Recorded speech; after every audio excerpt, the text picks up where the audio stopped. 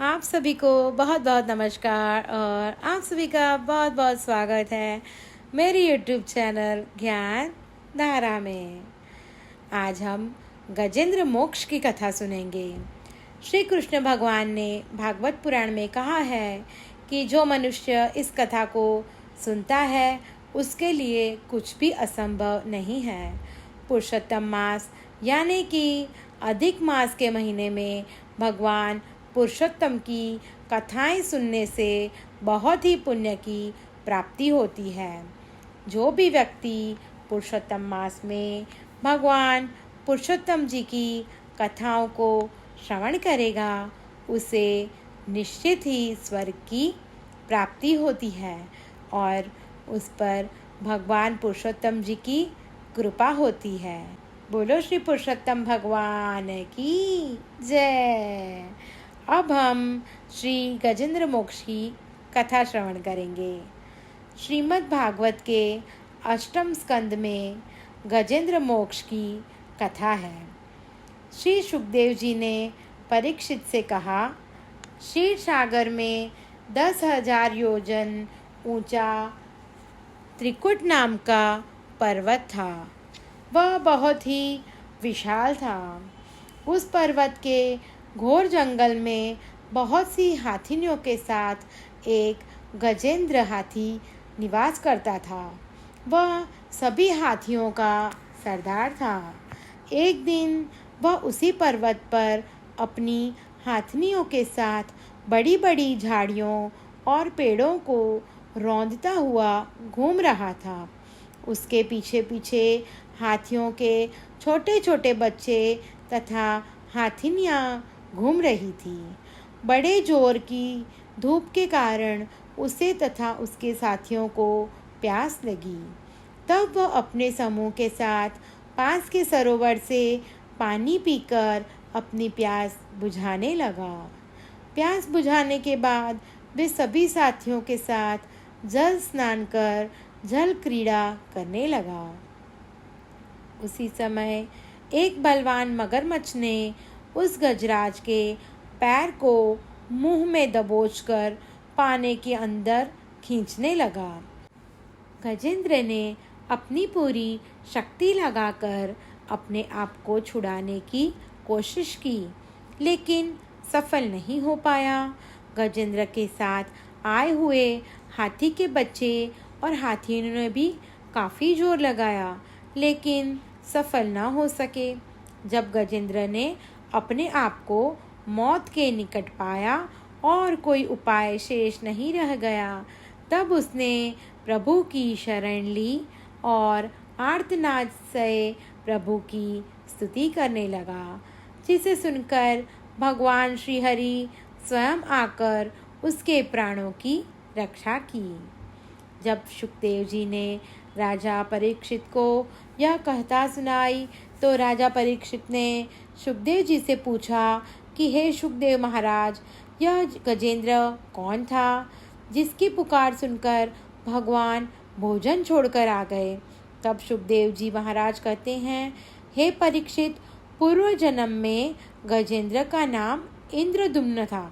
वह द्रविड़ देश का पांडुक्षी राजा था।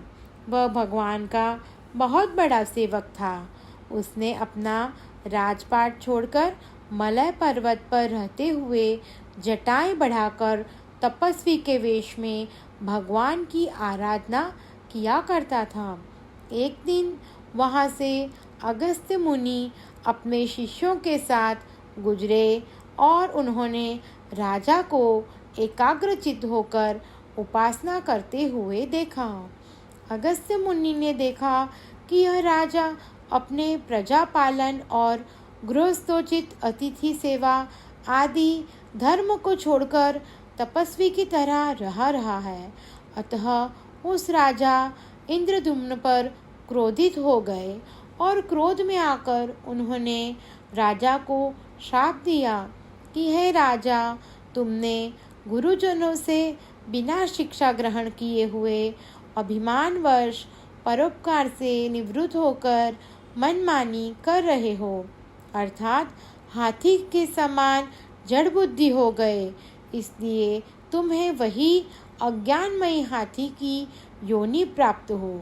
राजा ने इस श्राप को अपना प्रारब्ध समझा।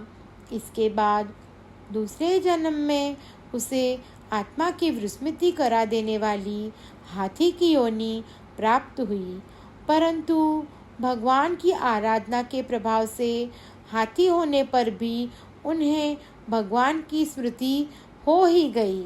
भगवान श्री हरि ने इस प्रकार गजेंद्र का उद्धार करके उसे अपने लोक में जगह दी।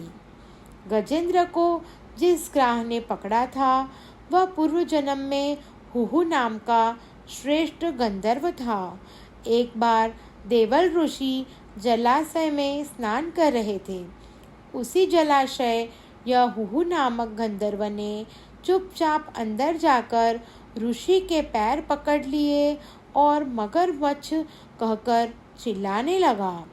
इससे क्रोधित होकर देवल ऋषि ने हुहु को श्राप देते हुए कहा, हे हुहु गंधर्व, तुझे लाज नहीं आती? तुझे संत महात्मा का आदर करना चाहिए और तू मजाक उड़ा रहा है और मगर की तरह आकर मेरा पैर पकड़ता है। अरे दुष्ट, अगर तुझे मगर बनने का इतना ही शौक है तो तुझे मगर की योनि प्राप्त होगी। शाप मिलते ही वह गंधर्व ऋषि से क्षमा मांगने लगा। तब ऋषि ने कहा, तू मगर की योनि में जरूर जन्म लेगा, लेकिन तेरा उद्धार भगवान के हाथों ही होगा। इस ग्राह रूपी हुहु गंधर्व का उद्धार भगवान श्री हरि ने ही किया। तो यह थी सुंदर गजेंद्र मोक्ष की कथा। श्री कृष्ण भगवान जी कहते हैं, जो लोग ब्रह्म मुहूर्त में गजेंद्र मोक्ष की कथा या स्तुति पढ़ेंगे उन्हें मैं मृत्यु के समय निर्मल बुद्धि का दान करूँगा और यह सुनने मात्र से ही मनुष्य की सभी मनोकामनाएं पूर्ण होती है। बोलो श्री पुरुषोत्तम भगवान की जय। और आप सभी भी मेरी YouTube चैनल ज्ञान धारा को लाइक, शेयर और सब्सक्राइब करना ना भूलें। धन्यवाद।